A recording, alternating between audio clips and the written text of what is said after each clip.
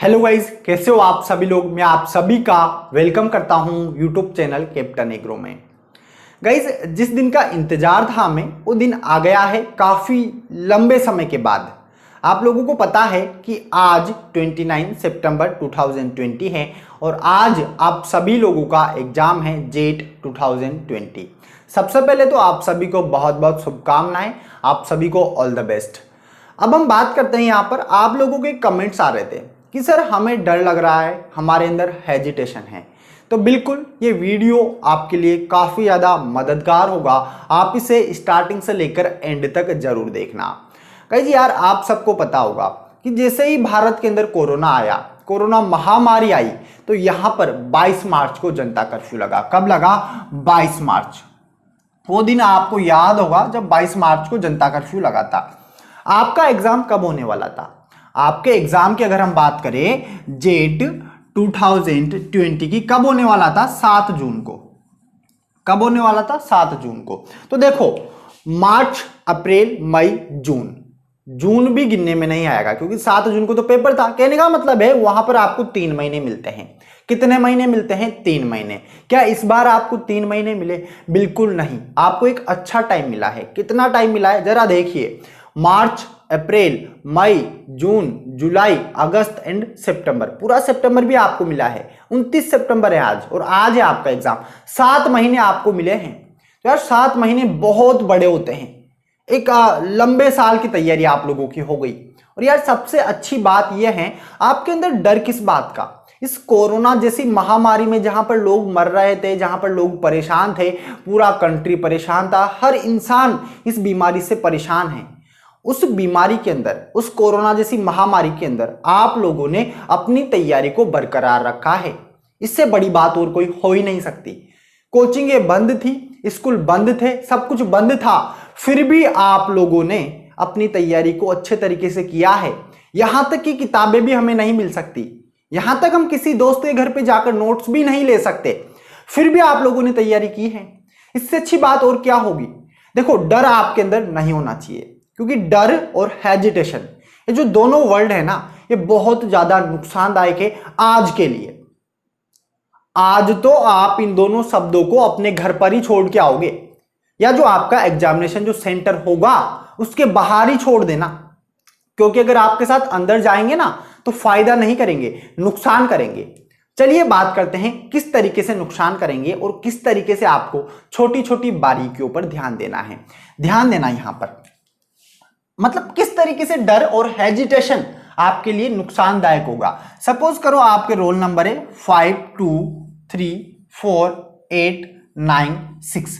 अब देखो, मैंने यहां पर इन रोल नंबर को लिखा बिल्कुल नॉर्मल, बिल्कुल नॉर्मल होकर लिखा। मतलब ऐसा कुछ नहीं है डर हो या हेजिटेशन हो, तो मैंने बिल्कुल अच्छे से लिख दिया।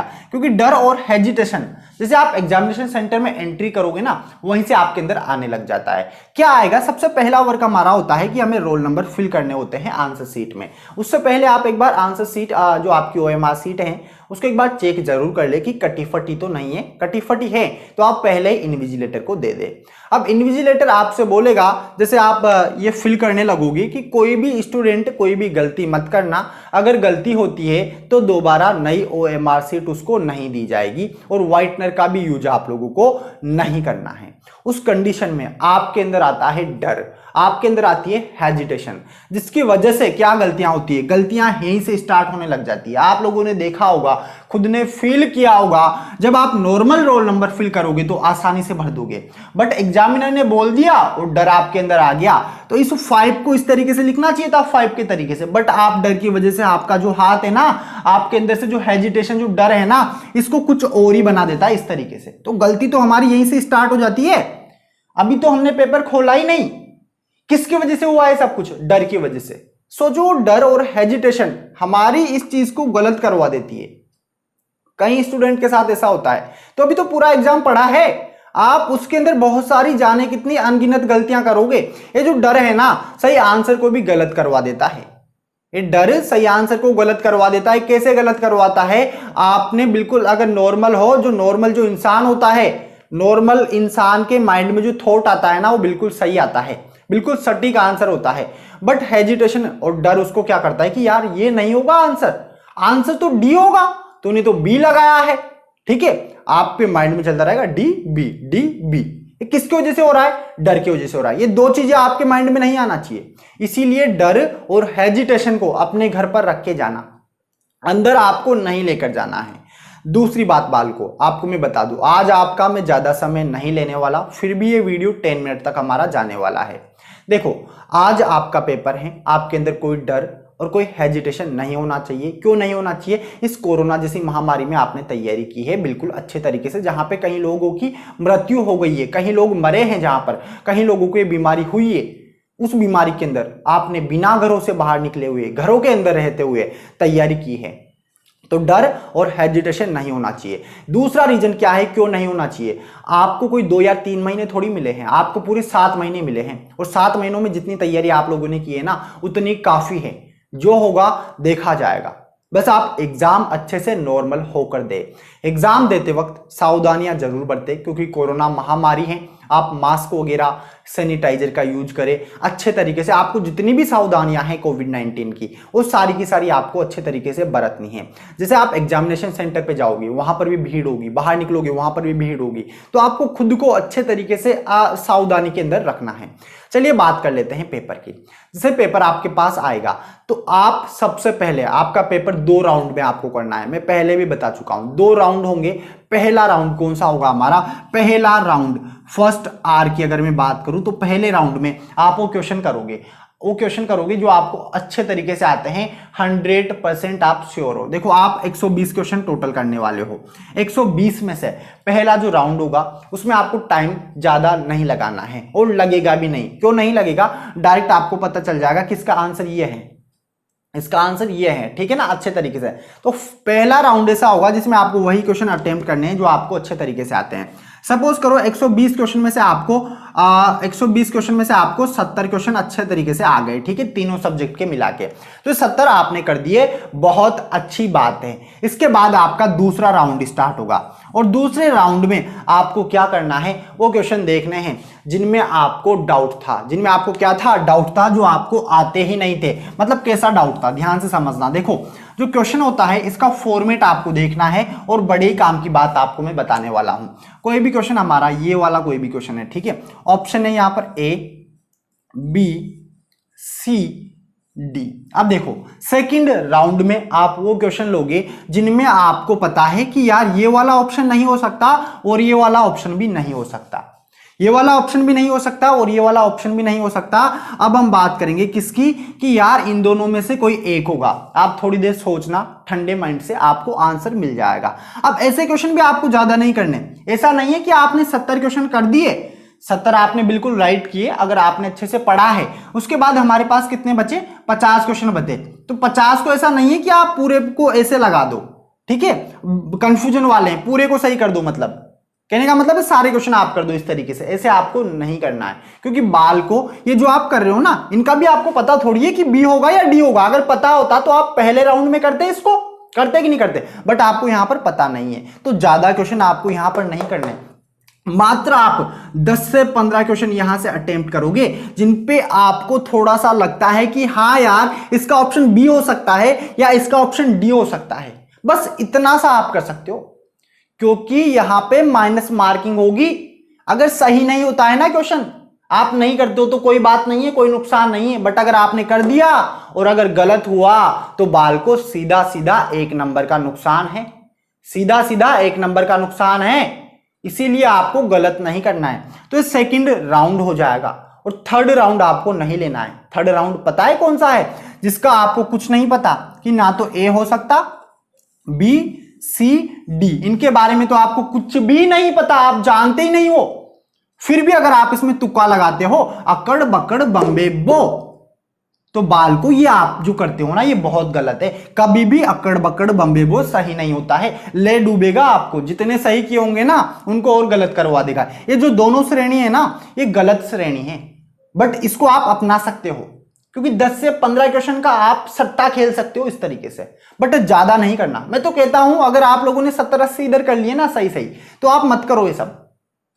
दूसरी बात, आप लोग अच्छे तरीके से जो आपके गोले हैं OMR शीट के अंदर अच्छे तरीके से गोला बनाओगे। ब्लैक पेन आपको दिया जाएगा, पेन ले जाने की आपको कोई भी जरूरत नहीं है। तो गोला भी आप हेजिटेशन और डर में नहीं बनाओगे, क्योंकि हेजिटेशन और डर क्या करता है, इसको गलत बनवा देता है। या जहां पर बी पर बनाना होता है वहां पर हम सी पे बना देते हैं। कई बार ऐसा होता है, देखो यहां पर क्वेश्चन नंबर 5 यहां है, क्वेश्चन नंबर 6 का गोला यहां है, ठीक है, ये गोले है इधर, यहां पे ये गोले हैं हमारे। यहाँ पे हमने पेपर में देखा क्वेश्चन नंबर 5 का जो आंसर है वो बी है, और आप 5 का आंसर यहाँ पे गोला करना चाहिए, बट आप जल्दबाजी में और आपके अंदर जो डर है, आपके अंदर जो हेजिटेशन है, कई बार आपके 6 नंबर पे गोला करवा देती है। वो गलतियां मैं आपको बता रहा हूं जो अक्सर स्टूडेंट करता है। या पहले क्वेश्चन सही कर लेगा, उसके बाद लास्ट में जब 15 मिनट बचेंगे तो फटाफट OMR शीट भरता है। उस कंडीशन में ज्यादा होता है ऐसा। तो आपको सोच समझ के पेपर देना है, क्योंकि यार आपकी जिंदगी का मामला है। आपने 12th तक पढ़ा, बट अब आपको वो चीज मिलने वाली है जो बहुत ज्यादा इंपॉर्टेंट है, कॉलेज, जहां पे आप 4 साल तक रहोगे। अच्छा कॉलेज मिल जाएगा तो अच्छी लाइफ बनेगी, और अगर प्राइवेट मिल गया तो वहां पे आपको बहुत कम सीखने को मिलेगा। इसीलिए आपको कोई गलतियां नहीं करनी, अच्छे तरीके से अपने पेपर को सोल्व करना है, आपके अंदर कोई डर नहीं होना चाहिए। अगले क्वेश्चन पे आते हैं। अगला क्वेश्चन कि सर पेपर हार्ड हुआ तो? दोस्तों मैं आपको बता दूं, पेपर हार्ड और इजी नहीं होता है। पेपर हार्ड और इजी नहीं होता है, पेपर के अंदर तीनों लेवल होते हैं, बट ये सब कुछ डिपेंड करता है पढ़ने वाले के ऊपर। अगर उसने अच्छे तरीके से पढ़ा है तो उसके लिए पेपर इजी होगा, और जिसने अगर अच्छे तरीके से नहीं पढ़ा है तो उसके लिए तो पेपर हार्ड होने वाला है। इसमें घबराने वाली कौन सी बात है। बट आप एग्जाम के अंदर डर और हेजिटेशन नहीं आने दोगे। जितना आपने पढ़ा है उतने आप करोगे, चाहे आपको 50 क्वेश्चन आए, चाहे आपको 60 आए। कट ऑफ के ऊपर मत जाना। जैसे आप बोल रहे हो कि सर कट ऑफ बताओ कितनी कट ऑफ जाएगी, तो यार अभी मुझे भी नहीं पता कट ऑफ कितनी जाएगी, क्योंकि कोरोना महामारी के अंदर पता नहीं बच्चों ने कैसे तैयारी की है, एग्जाम का फॉर्मेट कैसा होगा, एग्जाम का लेवल क्या होगा, किसी को कुछ पता नहीं है। ये आज पता चलेगा। तो आप टेंशन ना ले कि यार कट ऑफ इतनी जाएगी, मुझे तो 90 क्वेश्चन तो सही करने ही करने हैं, चाहे मैं गलत करूं या सही करूं। तो फिर बेटा वो तो आपके लिए ही नुकसानदायक है, आपको ऐसा नहीं करना है। दूसरी बात, अब एग्जाम आ गया, आप पढ़ने की जरूरत नहीं है। अब अगर आप जल्दबाजी में पन्ने पलटते हो पूरी की पूरी किताब के, तो ये आपके लिए नुकसान ही करेगा। आपके माइंड में जो है ना खिचड़ी पक जाएगी, उसको पकने मत दो। जितना आपने पढ़ा उतना ठीक है, अब तो नॉर्मल हो जाओ, बिल्कुल शांति से आपको पेपर देना है। आज पेपर हो जाएगा, आपके माइंड से एक बहुत बड़ी टेंशन हट जाएगी। क्लियर है? और उस चीज का इंतजार करो, उस पल का इंतजार करो जब आपका एग्जाम हो जाएगा, और एग्जाम होने के बाद आप एग्जामिनेशन सेंटर से बाहर निकलोगे, बहुत ज्यादा खुशी आपको मिलने वाली है। क्योंकि जब कोई एग्जाम हो जाता है ना तो सुकून मिलता है। वो दिन याद करो जब आप लोगों ने 10th और 12th के एग्जाम दिए होंगे। एग्जाम देने के बाद इतना अच्छा सुकून मिलता है, बहुत ही बढ़िया। तो गाइस आपको बिल्कुल डरना नहीं है, किसी के अंदर कोई हेजिटेशन नहीं होना चाहिए, अच्छे तरीके से पेपर दोगे। मेरी शुभकामनाएं आप सभी के साथ है। देखो पूरे लॉकडाउन में आपके साथ में हैं और साथ में रहेंगे, बिल्कुल आप इस बात की टेंशन मत लेना। तो गाइस आई होप आप लोगों को ये वीडियो बिल्कुल अच्छे से समझ में आया होगा और आपके लिए काफी ज्यादा मददगार रहा होगा। आप इस वीडियो को लाइक करें, अधिक से अधिक शेयर करें। जो लोग चैनल पर नए हैं चैनल को सब्सक्राइब जरूर कर ले। पास में जो बेल आइकन है उस पर क्लिक करें ताकि आने वाले सभी वीडियोस के नोटिफिकेशन आपको टाइम टू टाइम मिलते रहे। एक बार फिर से आप सभी को ऑल द बेस्ट। बहुत बहुत बढ़िया पेपर दो आप, अच्छे तरीके से पेपर देना, अच्छे से सिलेक्शन लेना, आपको एग्जाम फाइट करना है अच्छे तरीके से। आप सभी को मेरी तरफ से ऑल द बेस्ट। आप लोगों को बहुत सारी ढेर सारी शुभकामनाएं।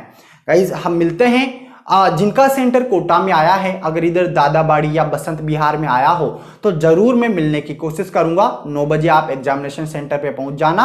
11:30 बजे के बाद एंट्री आप लोगों को नहीं दी जाएगी, और एग्जाम होने के बाद भी मैं जरूर आप लोगों से मिलने की कोशिश करूंगा। ओके बाय फ्रेंड्स, हम मिलते हैं अगले वीडियो में। तब तक आप सभी को मेरा राम राम, नमस्कार, जय जवान जय किसान, जय Hind friend, all the best.